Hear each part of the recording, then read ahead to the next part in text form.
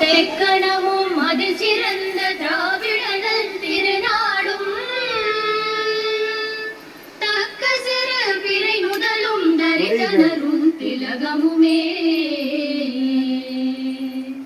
அத்திலக வாசனை போலனை துலகும் இன்பமுற எத்திசையும் புகழ் மணக்க இருந்த பெரும் தமிழனே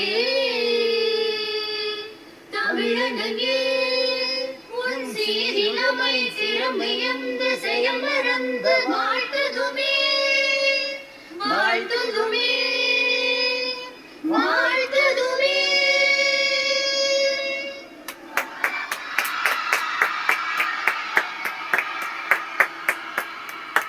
எப்போதும் தமிழை நாம் வாழ்த்துகிறோம். இன்று தமிழ்